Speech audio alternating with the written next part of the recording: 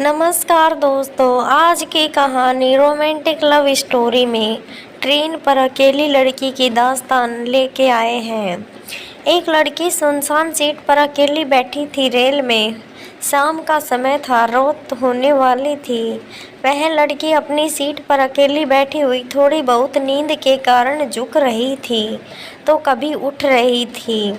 उस लड़की को देखकर ऐसा मालूम हो रहा था कि उसको अकेला कोई सफ़र करने के लिए भेजा है, मतलब उसके साथ कोई भी और आने जाने वाले लोग नहीं हैं। इतने में वहाँ उस ट्रेन की बोगी में टीटी आ गया था टिकट चेक करने के लिए। जैसे ही टिकट चेक करने वालों को देखी, वह लड़की अचानक घबरा गई और उसकी नींद थोड़ा भी टूट गई थी।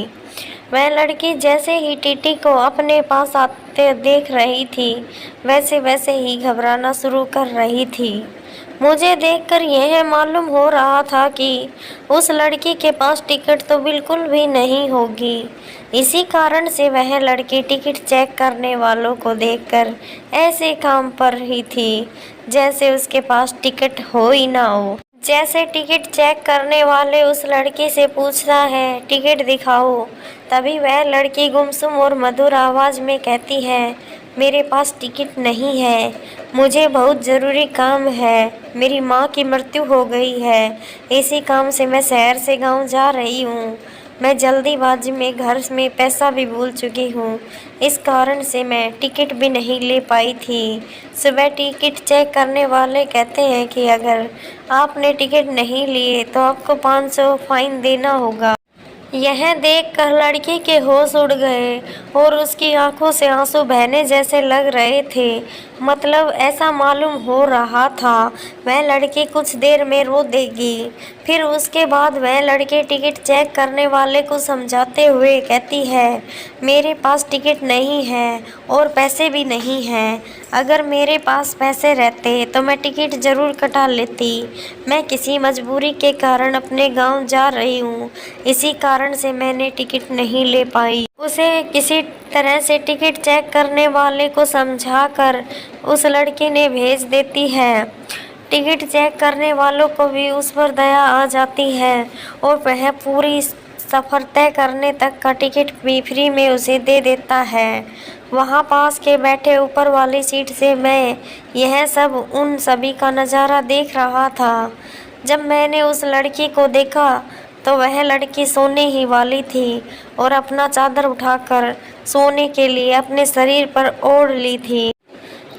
वह लेने से मना करती है। मैंने उससे कहा कि मैं तुम्हें कोई एहसान नहीं कर रहा हूँ, मैं तुम्हें अपना एड्रेस बता रहा हूँ, तुम्हारा जब मन करे तब इन पैसों को भेज सकती हो, लेकिन अभी तुम्हारा पैसों का बहुत ज़रूरी है होना, इसके बिना तुम भूखी रहोगी। घर जाने के लिए टैक्सी इत्यादि का भाड़ा भी तो चाहिए।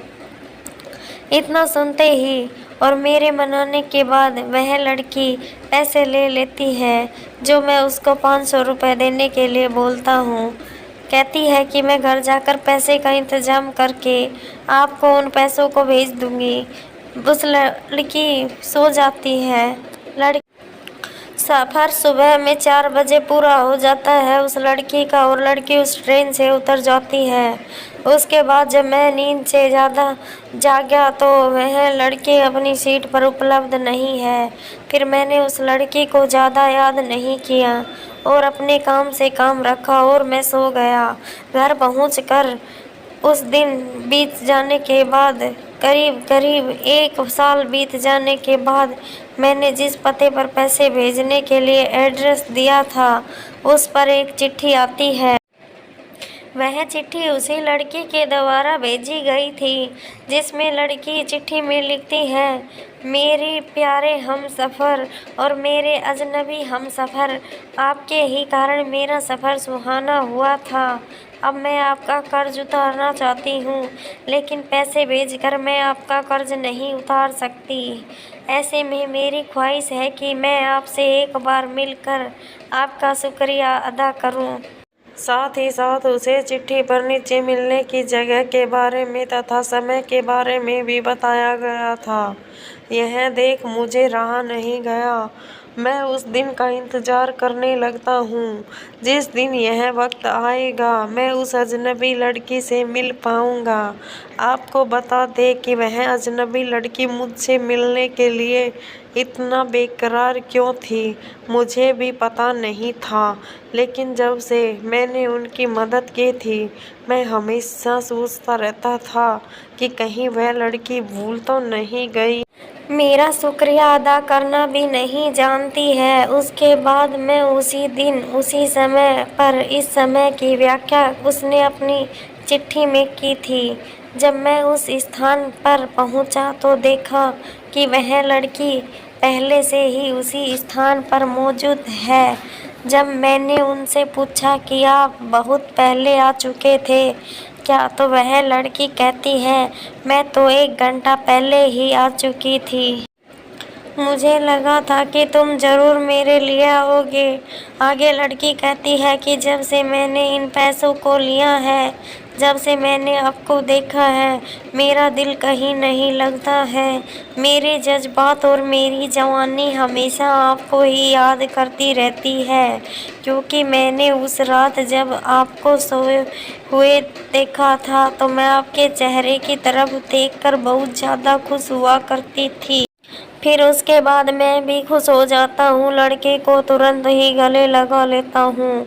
फिर हम दोनों की शादी जल्द ही करवाने का हमारे माता पिता तथा अभिभावक वादा करते हैं। उसके बाद से फिर हम दोनों लोग फ़ोन पर खूब रात भर बातें करते हैं और ज़िंदगी का लुत्फ़ उठाते हैं।